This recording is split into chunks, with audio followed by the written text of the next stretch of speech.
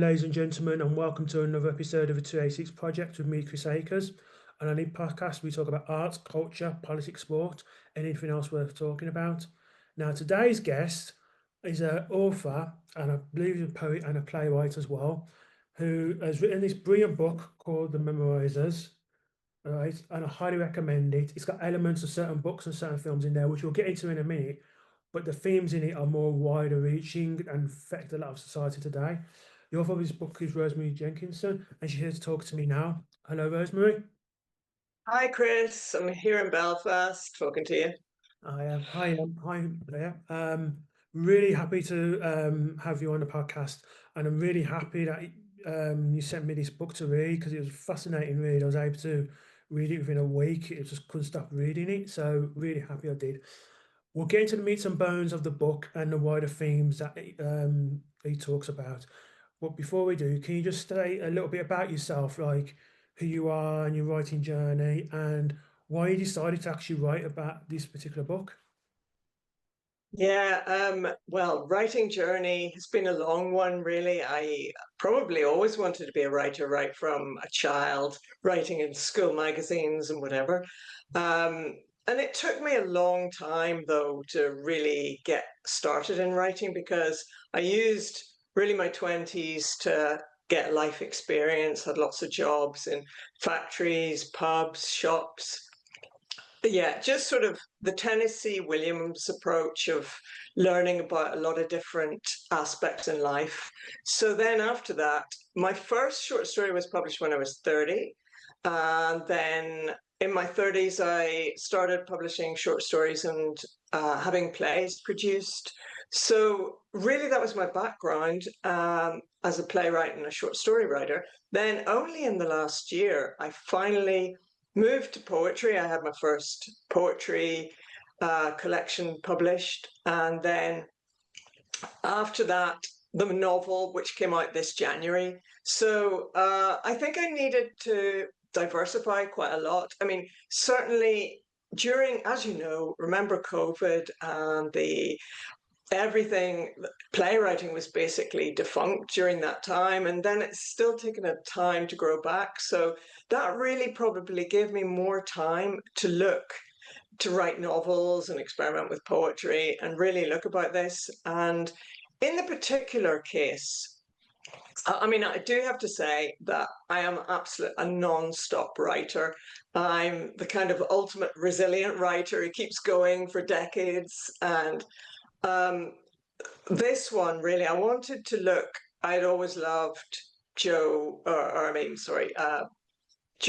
Orwell's 1984. I'd always loved that. And I suppose I was thinking about society right now and what is the problem with it, the lack of free speech. I feel that I can't say to publisher, for a publishing company, certain things. And I feel that I really wanted to express things that I feel about society right now being repressed. And so really that was, I did feel a real parallel with 1984 because you're being watched on social media. Whatever you say is being watched and it's actually being reported on. I mean, in 1984, Winston's people in his corridor reported on him. Right now, it's you post anything and people are monitoring it, reporting on you, commenting.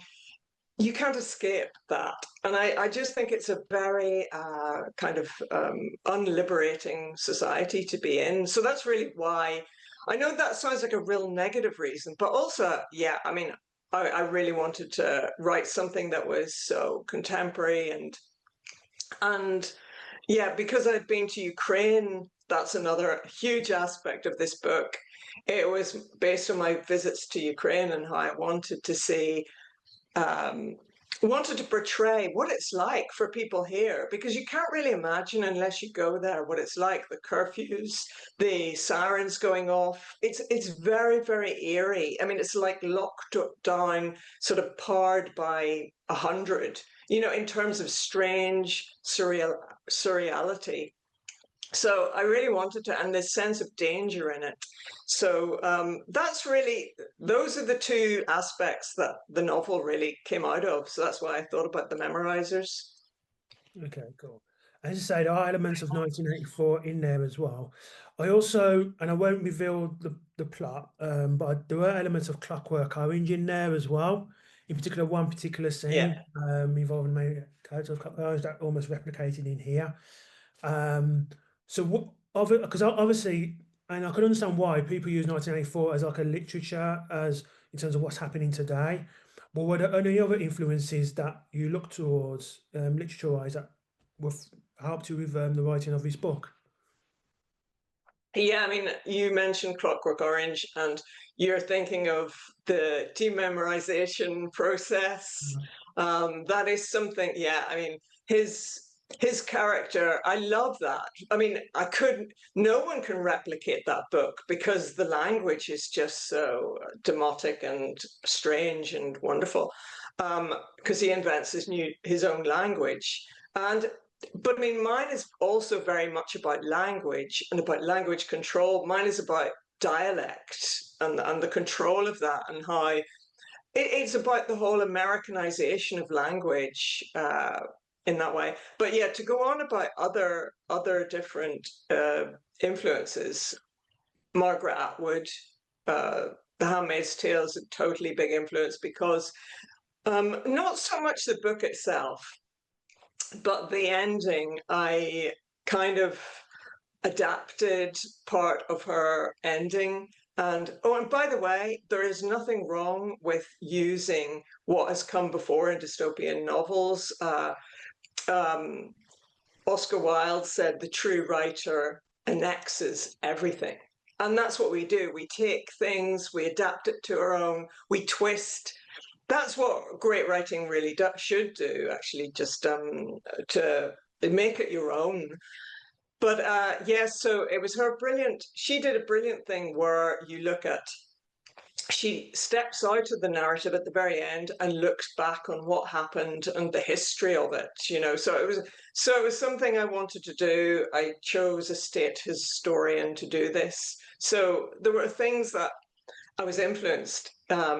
Brave New World is another one about just all the different aspects in the novel of the modernity and yet kind of an old-fashioned feel, which also you get from Ukraine in terms of the old buildings, the high-rise apartment blocks. So you get that kind of feel from it.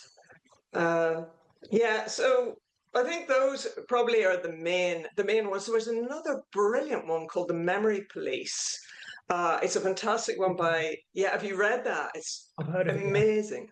Yeah, it's Okawa, Japanese writer. Totally, it's very unreal in the sense that the character disappears, and of course in mine also there is the disappearance. It's a literal disappearance. The police again are responsible for that. Of course, these are just general tropes which are often in dystopia, but I can say The Memory Police was it was beautiful, set in an island. And in a way, yeah, Northern Ireland is quite beautiful in that landscape by the mountains and sea set in an island.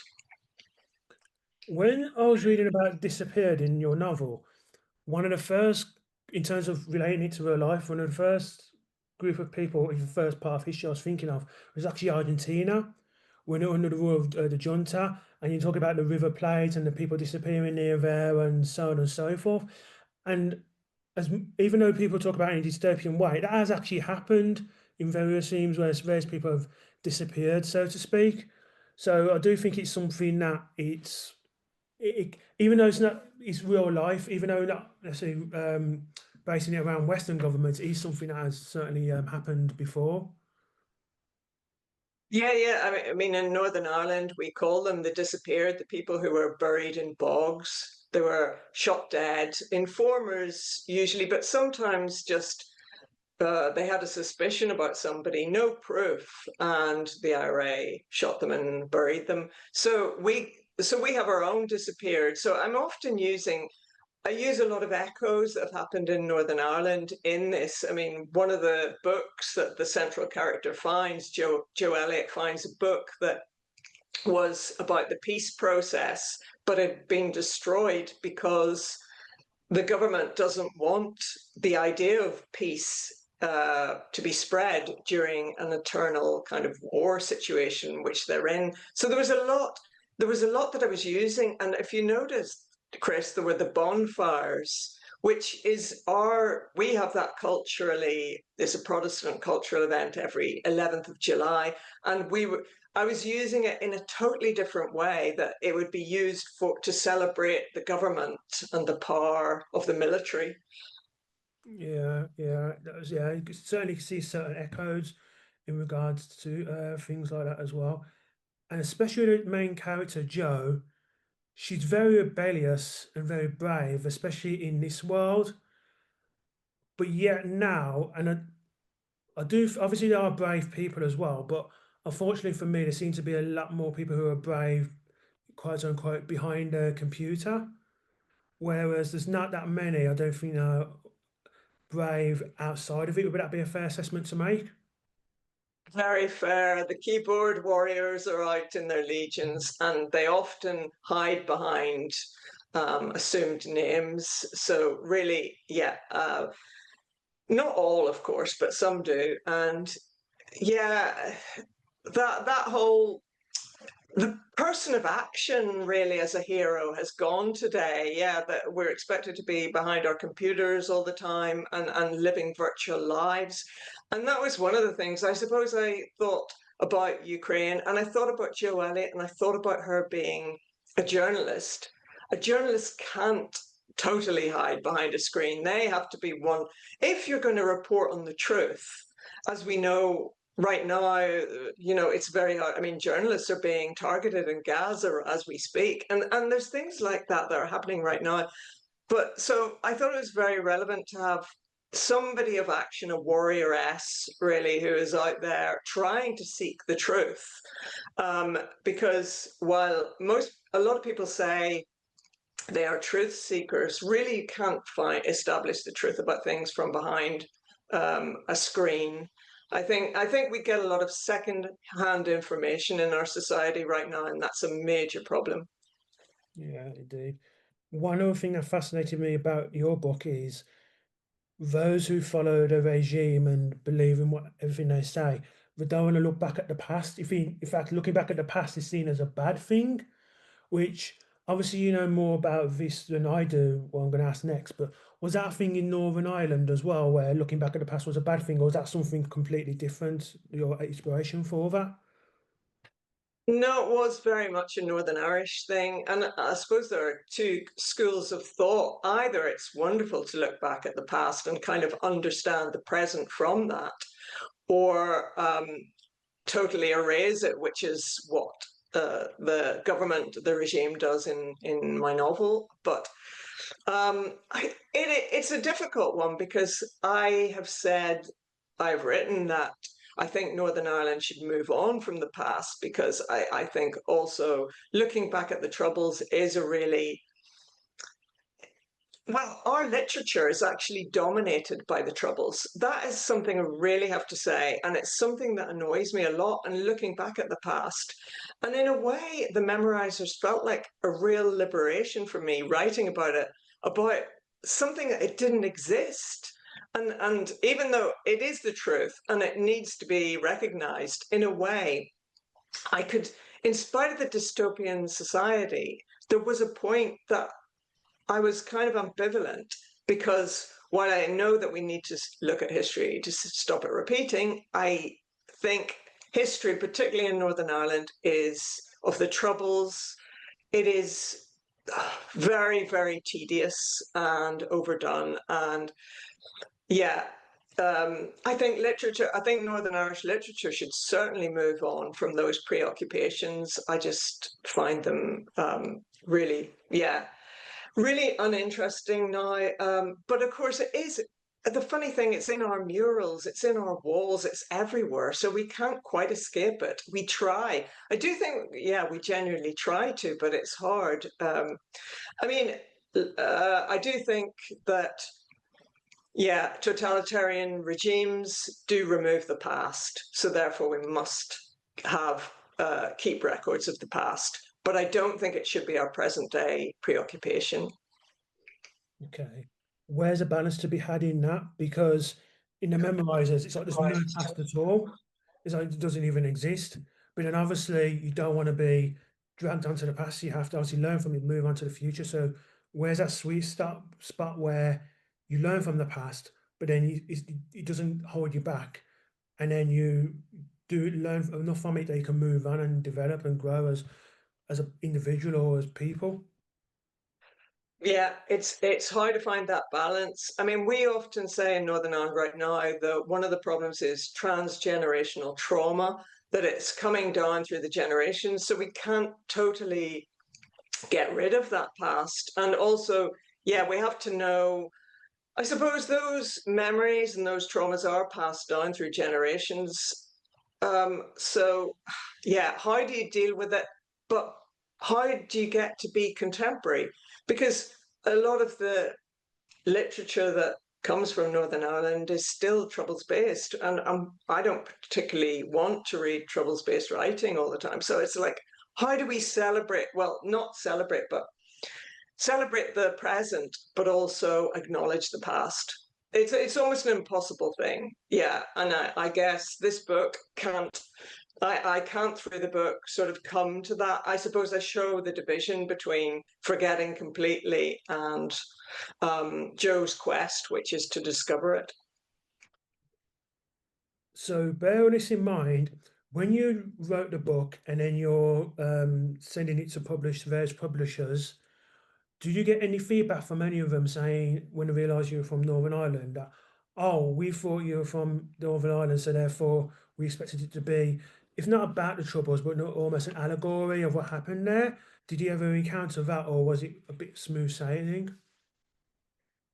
Yeah, whether or not, no, I don't think I have had that too much, but I do think, I think what it is that if basically the Troubles gives you a fantastic narrative because it is full of violence and, yeah, subterfuge, spies were going on around at that time, double agents. It's a very exciting time, whereas we're in what is a boring time, which is a peace process. And I have never had anybody say to one of my books, oh, there should have been more troubles in it or anything like that. But I know that it will sell better. And I know that they will be thinking, a publishing company will be thinking, oh, this is probably going to sell better if we have that exciting backdrop. You know, I do think of that because look at all the Northern Irish success stories. If we look at, you know, Derry Girls is the thing about the end of the Troubles. Um, Kenneth Branagh and Belfast was set in the Troubles. So much of the really successful work from the Troubles, I'm thinking Louise Kennedy's Trespassers as well, are set in the Troubles. So you do that. I mean, that's not to say that there aren't. I know there's The Benefactors by Wendy Erskine has just been published. There are other works that are being published, but the highest successes do seem to be trouble stories, and that is kind of frustrating. Yeah, indeed. With because one of the things I'd read as well, besides this book, was an article you did on the Substack for the Battle of Ideas, where you talked about language and identity.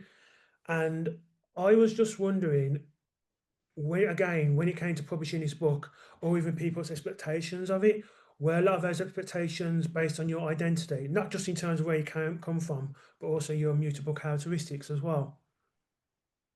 Oh, you're asking me, was my book based on expectations of my identity as a Protestant? No, no, no, no. So, like, obviously, we just talked about Northern Ireland, and obviously, there's a lot of Oh books yeah, about the Troubles. But in terms of the publishing world at the moment, and in particular yeah. identity, Was there Okay. expectation for people because of like immutable characteristics, or even the fact that you're a Protestant as well? You thought, oh, she's this, so therefore this is what is going to be written about. Does that that expectation as well? And do you see it a lot in the publishing world? Yeah, I mean, identity is a huge thing right now. I mean, in general in the publishing world, I suppose we're all pigeonholed into our little boxes, and I certainly have myself in the past felt pigeonholed that I would have to write, particularly in the playwriting world, that I would have to do the Protestant voice, whatever that is. But I always felt that, and it was kind of expected of me.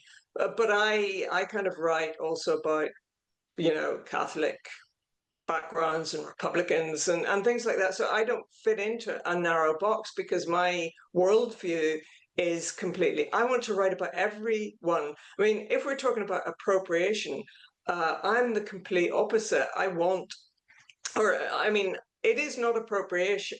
What publishers probably call appropriation, I would call it's imagination and wanting to write different characters and spread my wings, really. But I do feel that, yeah, I mean, certainly I do feel that, yeah, the big ones right now are obviously, yeah, race and gender and disability, big identities. These are huge identities right now.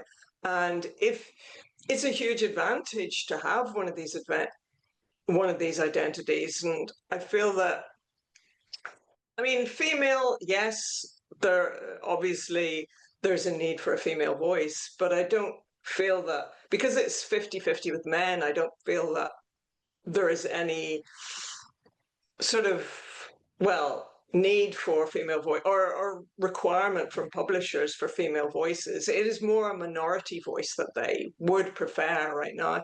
It is just the way that publishing seems to have been going. And I don't want to mention any names on that or anything about who has their identities and what books are chosen and stuff like that. But it isn't. There's no doubt that it is a trend. Um, and publishing is very corporate, so it is reflecting that, and it's also progressive. It has those sort of progressive ideas. So I suppose that was one thing that did say about publishing. I feel that it's not upon talent so much as I said on birth, your kind of accident of birth, really, whether you fit the marketing. I mean, publishing is all about marketing. So really it's about how can you fit into certain boxes that can be easily marketed. I think that's really what publishing is, a marketing tool. Yeah. Is I'm also a devil's advocate here, but is a trend in publishing or anything like that necessarily a bad thing? Because say what you want about people who are disabled, people who ethnic minorities, and so on, but those people, authors like that, yes, they wrote books decades ago, but maybe their voices weren't as prominent as they are now. So even if we necessarily might disagree about how they're going about it, is it necessarily a bad thing that that trend is exist, or has it just gone too far the one way now? Yeah, no, it's not a bad thing to have diversity in publishing. Generally, that's a great thing. So it's not that, but I suppose it's like the way I kind of think that um, men were always chosen in the publishing world over women. I kind of feel I have I just have a natural problem if I feel that people are chosen because of what they represent and not because of the writing. But if they're totally, in some cases, in many cases, there will be brilliant writers from all different diverse backgrounds. But I just think it's something you have to guard against going over the edge for and just try to get again, I think it's just what we were discussing about that sweet spot. How do you get the sweet spot balance? But I would personally prefer for publishers not to say, oh, we want this sort of person or we want that sort of person. At this stage, we have been through that obviously over a lot of years. I would like it open, in general, open to everyone. I mean, unless you're a specialist publisher and you want to attract just one certain sort or whatever. But I feel that that's kind of, it's become a bit of a sort of cliche, and it probably puts people off applying. I think that's it. If you feel that doors, doesn't matter who you are, if you feel that doors are closed to you, then you don't walk through them. So it's just nicer if it was, yeah, more less specific and more of a general openness. Cool.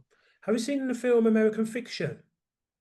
No, I haven't actually. No, yeah, it's based on a book called Erasure. You might enjoy it. The book came out about 20 years ago, and the film came out last year. It's about a black professor, and he's writing these books which are more like just generalized, just general stories and whatnot.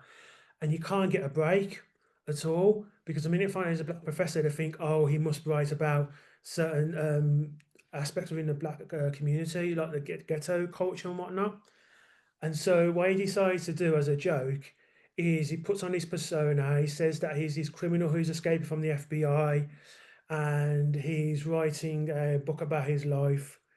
I can't remember the name of the title, but it's something called Fuck History, but it's not that, but it's something similar. And he does it as a joke and sends it off with his agent, sends it off to a publisher. The problem is the joke goes wrong because they actually like it. That's great. Yeah. And then it Yeah, gets I mean that's really funny. Yeah, that's a brilliant premise. Yeah. I mean, it gets to a point where he decides, I know what I'll call this. I've changed my mind. I'm not going to call it fog history. I'm going to call it this particular swear word. And he's on the phone, and the publisher says, "Okay, you'll come back." He says, "Yeah, we'll call it that swear word because it really feels the essence of it." And he's like, "This has just gone too far now because it's like enough is enough." So, yeah, I'd definitely highly recommend it. It's a really, very, very good book, and I think even the director of the film, who's black, has talked about that how they expected him to make a particular film because of his immutable characteristics. So, yeah, it does echo a lot of what you're saying as well. Yeah, I think Yellowface, for instance, was about, yeah, the white woman who can't get the break in writing and adopts an Asian persona, which I thought was really clever. But it does show, I mean, that does reflect some sort of perceived problem, at least in publishing, that you have to yeah, not appropriate anybody else's story. All of this, stay in your own narrow lane, and yeah, doors are closed to you. All of these sort of themes, which are, yeah, is a problem I think right now in publishing. Yeah. Okay, cool. One of the other things I'm noticing in this book, and I also highly recommend it to people because he's a very good reader. I'm not the fastest reader, but I've read it within a week because I was just that engrossed. So it was really good. But one of the things I did notice was this almost isolationist approach to like the world because when I was reading it, okay, you've got these warring factions, there's a war going on, and they do mention like the USA and mainland England, but still seems very insular, that world. Would that be a fair assessment of what you're writing? Oh, well, yes, it's very insular. I suppose, yeah, I was thinking of being trapped within a city in that way, and yeah, um, yeah. Sorry, what else did you say about that No, just more or less, insularity? it just seems like very insular within that because obviously you're aware that a war is going on in the Yeah. book, but in terms of this, and obviously every book's going to have like a particular setting, a particular like where everything is. But especially with the lead character, it's almost like where can she go? Because she wants to Mm. rebel, she wants to do this, but it's almost like she can't unless she's in the privacy of even her own home, she'll struggle. Probably just to say, I've had enough of this, I want to say what I want, and so on and so forth.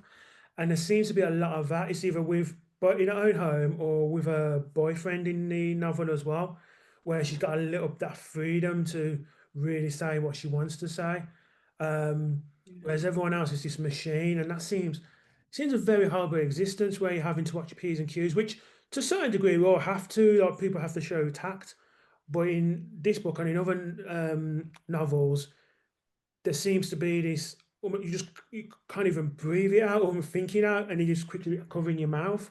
And it seems that way a lot of time with Joe. Yeah, definitely. Well, because it's word crime, we have, I suppose, in our society, we have to watch what we say all the time. I mean, even like I have to watch talking to you what I say, just in case something terrible might slip out. We always, because of this, what I said, we're constantly watched on social media and judged for everything we say.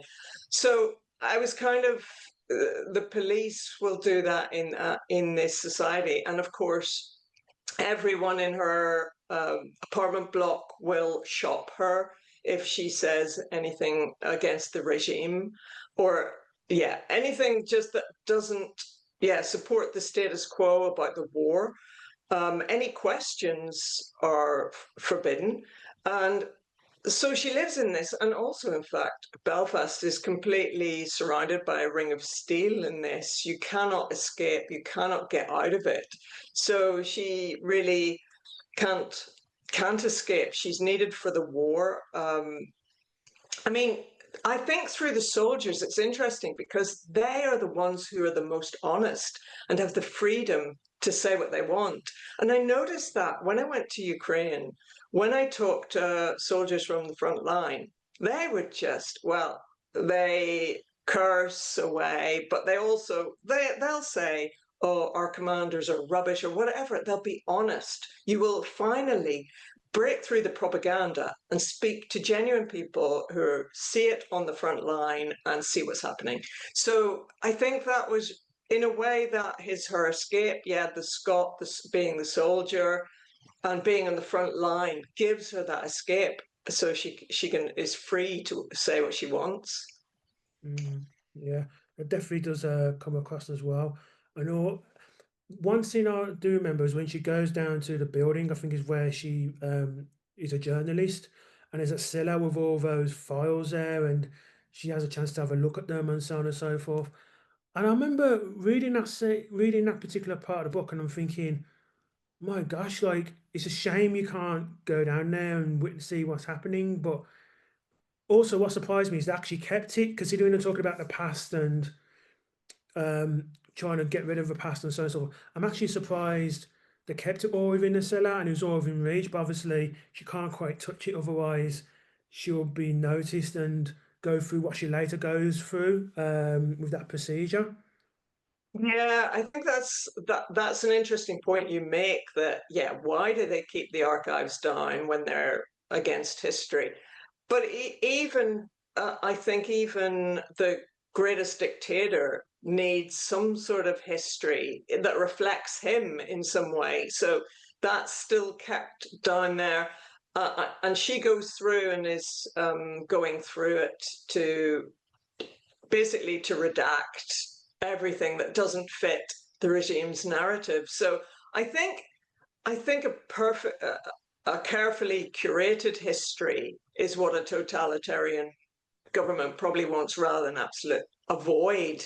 But yeah, it is that whole thing. They're told no history. There is, but I mean, they keep some of the history of the war, what happened, what year, when the war started. So there is a little bit of history. It's really the real history that they've got rid of. So they've kept just the important dates and probably important generals, and that's it. And yeah, we have one general getting totally removed. So that's really what happens in this society. Yeah. Yeah. Again, when reading it and the way you describe where they are, obviously you said it's got echoes of Belfast. But here in Birmingham, we have like a lot of, especially in the centre of the city, we have a lot of what I call brutalist culture. And for those who don't know, brutalist culture came about in the 1960s, and it was like these grey buildings and very old, just made of concrete, almost like the car parks you see today, but you get a lot of them around in Birmingham. I went to Berlin last year, and especially at East, you get quite a few of those type of buildings as well. And I remember reading it and just thinking this society seems very monotonous, like seems very boring. And it's like, how can you follow something like that? Surely that must, I can feel where Joe's coming from. You must get you, it must drive you mad because what can you do? Just going to work, almost serving the state, and then coming home and doing nothing because you can't really watch TV because I imagine your TV's being censored. Books are no. So it's like a conveyor belt of a day, what are you doing? And I can understand why Joe's basically just had enough. Yeah, it is quite a bleak world. And in fact, I mean, it's a post-nuclear world. So in fact, yeah, there's less probably beauty in terms of, I mean, the land has recovered, but there's less beautiful vegetation and everything, and it is very concreted over, and obviously whatever else has been destroyed by drones, so there's no beautiful gardens or anything. And yeah, it is a very bleak world. Blocks, apartment blocks everywhere. They do have um, I've kept what is the biggest thing in Belfast is obviously the nice red brick buildings. So I've kept them and I give them to the families. I say, the families can grow their kids there, grow up. But yeah, it's what I call it is psychogeography. That kind of geography that affects your mind really, and that is Eastern Europe. Again, that was based on Eastern Europe tar blocks, that whole thing. That the Truth Hub is it like this giant tar block, which just feels like Ukraine to me. So it was almost like fusing two countries together in that way, because Belfast generally is quite cozy in a way with its red bricks.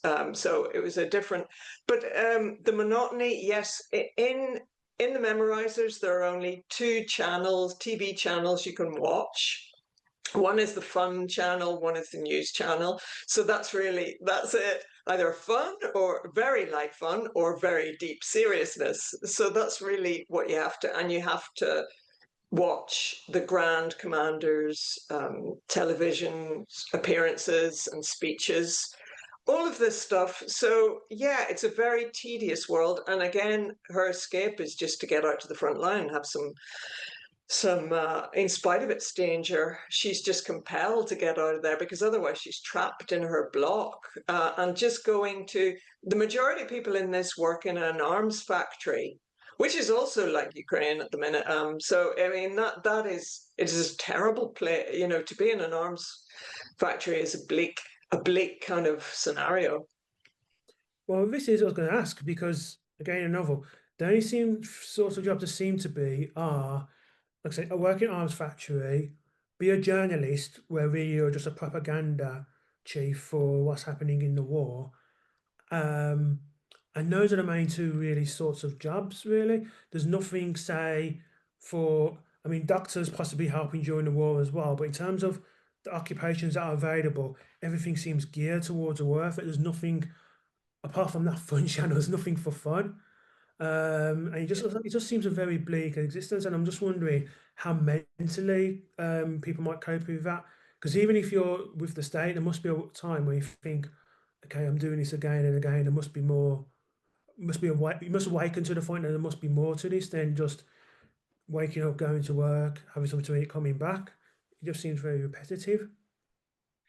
Yeah, I think the only real release is they come round with the spirits truck bringing alcohol. And I realized this when I went to Kherson in Ukraine, and it's extremely, there's very few people in the city.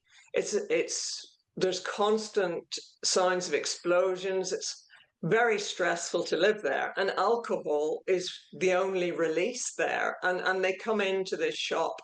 It's a basic grocery store come bar, and they come in and refill their bottles with alcohol. So really, that was basing it on how Ukrainians on the frontline cities, the worst frontline cities, how they can cope. So they do cope through joking, through that alcohol. So that's really what I wanted to say, because in the Memorisers also, the pubs are all shut down because of um, the state not wanting people to gather in public. So really, there are, apart from a few courses, probably there are very few opportunities for people to get together.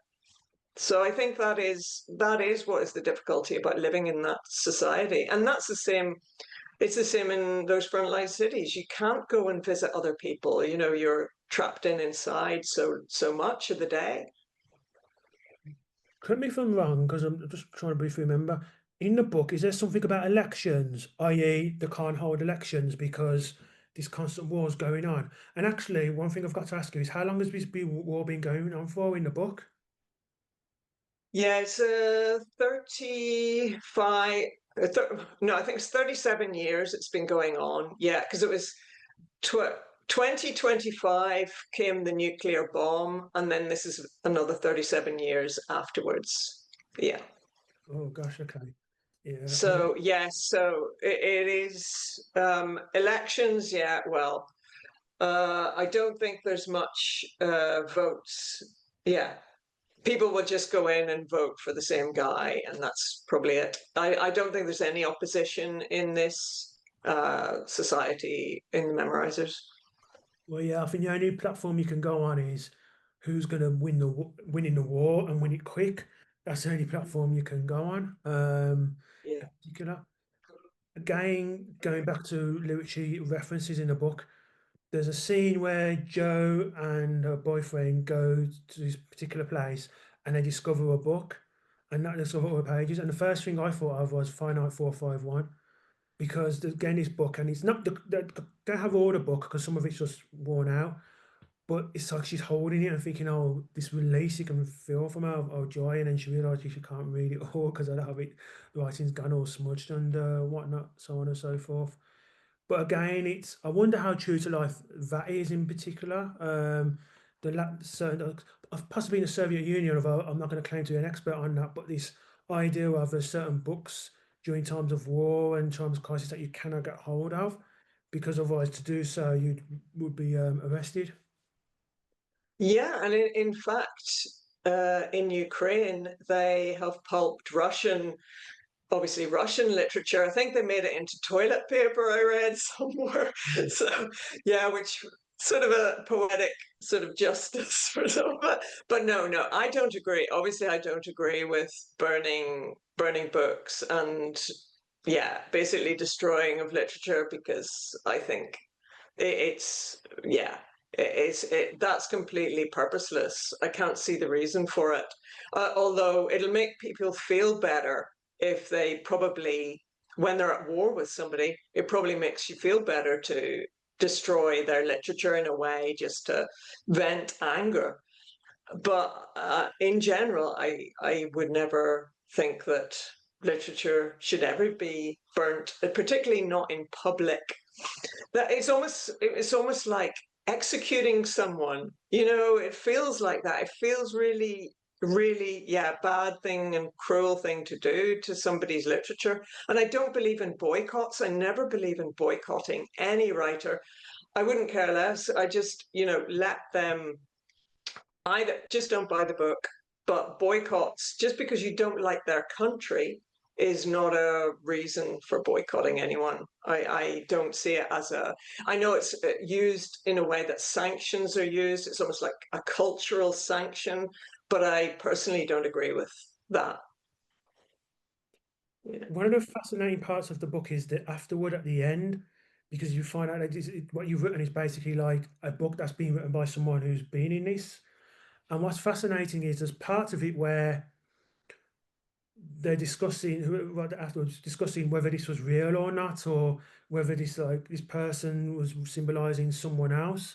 And again, it seems to be this thing that happens with war, where all the information gets fractured. Even on like the winning side, there's all this information that seems to get fractured in terms of what actually happened and what didn't, and who was involved and who did what, and so on and so forth. Yeah, I mean, it's ironic that in this book that she is the one who gets disappeared after trying to, you know, fight against the system and not get disappeared. But so it's probably she does, yeah, I mean, I imagine she is. Oh, I don't really want to say because I Yeah, should but leave yeah, this yeah, yeah, yeah. open. I shouldn't be saying about that. But yeah, it is that thing about war. How do you get to the truth, particularly afterwards? I'm sure a lot of there's conflicting information. There's people are put up for war crimes, but who knows exactly what happened? Are they prosecuted simply for political reasons, for revenge reasons from other states? You don't entirely know. So I like to keep that kind of confusion about the whole, yeah, the fact, in a way, it means it's impossible to get to the truth. And I think that's probably a fair assessment. And even though, but I think that the point of Jo's quest is not whether she gets to the truth, it's the fact that she tries. So I feel that is probably the message of the book rather than actually that it is her life is a successful mission. It's not, as long as you keep trying. It's like, I love that Chekhov quote. He always says that the thing in literature, what you need to survive it, is the spirit of endurance. And I think that, yeah, I feel that to survive in the literary world and the publishing world, I need endurance. But even more so than that, you need endurance during war. And I feel that that's really a message of the book. It's not uplifting, obviously. It's not uplifting, but it's true to life. And I think that was really the message of the book. And I did love, the libraries, the rebirth of the library. There's something about that. Even if books are lost, there's something wonderful about that, and that it will be used as a dialect hub. I had the future. So it's just all these ideas that life regenerates after war, and good things can happen again. Okay, cool. Well, as I say, it's a fascinating read. I keep saying it, but I'd highly recommend it to people as well. Just quickly, a couple of things before we go. First of all, obviously you've just finished writing this book, so you're publicising it at the moment. Have you decided what you're going to do for your next book? Is it going to be on this vein or something completely different, like, or you just have no idea? That's all. Yeah, well, I've already been writing something, and yeah, it's hard really to talk about it. I suppose I'll just give the information without saying what it's about, but it is about the publishing world and my writing struggles within that. And it's not fact, it's fiction, but it's highly fictionalized. But it's those I wanted to talk about all of the things that, because I think it's so, publishing is its own world, and yet it's so linked with media, with politics. It's everything. I just feel it's such a powerful sort of, it's a powerful place in the world publishing has. And I think I really wanted to address certain feelings I have towards that. And so that's really probably what I'm going to be doing next. But there could be another, I do have another dystopian idea as well. So I think there's a lot of competing ideas in my little head. So it's really, we'll see what's happening. But plenty of ideas anyway. But yeah, I'm promoting this right now. Yeah. So I will focus on the memorizers for now. Cool. So, if people want to find out more about your work, where can they go? Um, in general, I don't have a website for my work, but you can look up. It's all my books are for sale in www.blackwells.co.uk, blackwellsbooks.co.uk. So yeah, so I think, yeah, there's probably quite a lot written up about me. All over the internet, whether that's good or bad. But yeah, no, mainly good. But yeah, so yeah, that's it, really. Oh, cool. Well, it's a pleasure speaking to you as well. I'll put a link on the bottom of the description in terms of where people can get your book. Oh, brilliant. Thanks, Rosemary, Chris. you're welcome. Rosemary Jenkinson, thank you for coming onto the 286 project. Thank you, Chris. It's been brilliant to talk to you. And thanks for platforming my book. Really appreciate it. Thank you. You're welcome.